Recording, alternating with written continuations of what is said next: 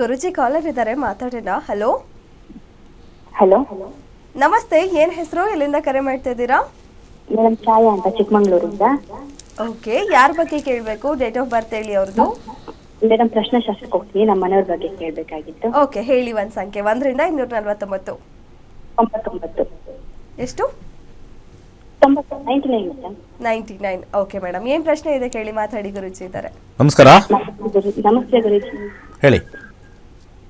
ಇದು ನಮ್ಮ ಮನೆಯವ್ರ ಬಗ್ಗೆ ಕೇಳಬೇಕಾಗಿತ್ತು. ಅದೇ ಸರ್, ಇದು ಯಾವ ಕೆಲಸ ಮಾಡಿದ್ರು ಕೈ ಹಿಡಿತಿಲ್ಲ. ಇತ್ತೀಚೆಗೆ ಒಂದು 10 ತಿಂಗಳಿಂದ ಬಿಸ್ನೆಸ್ ಮಾಡ್ಕೊಂಡಿದ್ರು, ಅದರಲ್ಲೂ ಲಾಸ್ ಆಯ್ತು.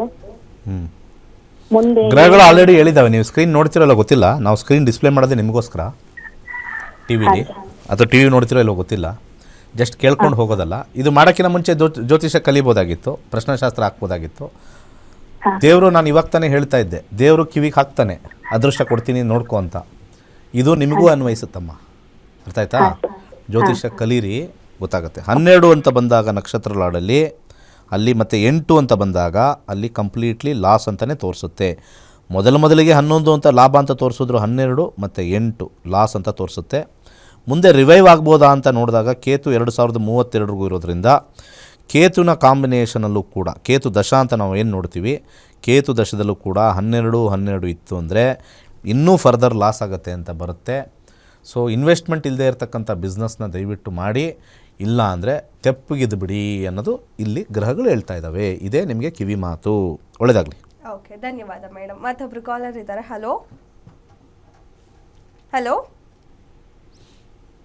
ಕೇಳಿಸ್ತಿದ್ಯಾ? ಹಲೋ, ಕೇಳಿಸ್ತಾ ಇದೆ, ಹೇಳಿ. ಟಿವಿ ನೋಡಿ ಮಾತಾಡಬೇಡಿ, ಮೊಬೈಲ್ ಅಲ್ಲಿ ಮಾತಾಡಿ. ಯಾರ ಬಗ್ಗೆ ಇಲ್ಲ, ಇಲ್ಲ, ಇಲ್ಲ. ಟಿವಿ ನೋಡ್ತಾ ಇಲ್ಲ. ಕೇಳಬೇಕು? ಡೇಟ್ ಆಫ್ ಬರ್ತ್ ಹೇಳಿ. 9/6/1997. ಓಕೆ, ಹುಟ್ಟಿದ ಸಮಯ? 5:25 ಬೆಳಿಗ್ಗೆ. ಓಕೆ, ಹುಟ್ಟಿದ ಊರು? ಹೊಸಪೇಟೆ. ಓಕೆ, ಏನ್ ಪ್ರಶ್ನೆ ಇದೆ ಕೇಳಿ, ಮಾತಾಡಿ. ಗುರುಜಿ ಇದ್ದಾರೆ. ಹೇಳಿ. ನಮಸ್ಕಾರ.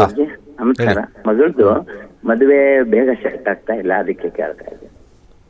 ಬೇಗ ಸೆಟ್ ಆಗಿ ಹಾಳಾಗೋಗ್ಲಿ ಅಂತನಾ? ಬೇಗ ಸೆಟ್ ಆಗ್ತಾ ಇಲ್ಲ, ಅದಕ್ಕೆ ಬರೀ ಕೇಳ್ತಾ ಮದುವೆ ವಿಚಾರ ತಿಳ್ತೀರಾ? ಫಸ್ಟ್ ನಿಮ್ಮ ಪೋಷಕರಾಗಿ ಏನು ಕೇಳಬೇಕು, ವೈವಾಹಿಕ ಜೀವನ ಚೆನ್ನಾಗಿದೆಯಾ ಅಂತ ನಿಮ್ಮ ಬಾಯಲ್ಲಿ ಬರಬೇಕು. Okay sir. ವೈವಾಹಿಕ ಜೀವನ ಚೆನ್ನಾಗಿಲ್ಲ, ಫಸ್ಟ್ ಅದನ್ನು ತಿಳ್ಕೊಳ್ಳಿ. ಇವರ ಜಾತಕದಲ್ಲಿ ಇಲ್ಲಿ ಡೌನ್ ಇದೆ, ದಶ ಬುಧ 12 ಇದೆ, 1 ಇದೆ, 12 ಇದೆ. ಯಾರನ್ನ ಕರ್ಕೊಂಬಂದು ಗಂಟು ಹಾಕಿದ್ರು ಕೂಡ ವೈವಾಹಿಕ ಜೀವನ ಬಿಟ್ಟೋಗುತ್ತೆ. ಬರಬೇಕಾಗಿರ್ತಕ್ಕಂಥ ಹುಡುಗಿಯ ಜಾತಕದಲ್ಲಿ 2ನೇ ಮನೆ 7ನೇ ಮನೆ ಬಂದರೆ 50% ಉಳಿಯುತ್ತೆ. ಅವ್ರದ್ದು ಏನಾರು 12 ಬಂತು ಅಂತಂದರೆ ಕೋರ್ಟ್ ಅಲ್ದಾಡ್ತಕ್ಕಂಥ ಕಾಂಬಿನೇಷನು ತುಂಬ ಸ್ಟ್ರಾಂಗ್ ಆಗಿದೆ. 12 1 ಬರ್ತಕ್ಕಂಥದ್ದು. ಸೊ ಇಲ್ಲಿ ಫಸ್ಟ್ ಪ್ರಾಬ್ಲಮ್ಮೇ ಬಂದು ಹಾರೋಸ್ಕೋಪಲ್ಲಿ ನೆಗೆಟಿವಿಟಿ ಇದೆ. ಅದಕ್ಕೆ ದೇವ್ರೇನು ಮಾಡ್ತಾನೆ, ಡಿಲೇ ಮಾಡಿಸ್ತಾನೆ. ಇವ್ರಿಗೆ ಯಾಕೋ ನಾನು ಕಷ್ಟ ಕೊಟ್ಬಿಟ್ಟಿದ್ದೀನಿ, ಡಿಲೇ ಮಾಡಿಸ್ತಾನೆ ಅಂತ ಹೇಳ್ತಕ್ಕಂಥದ್ದು.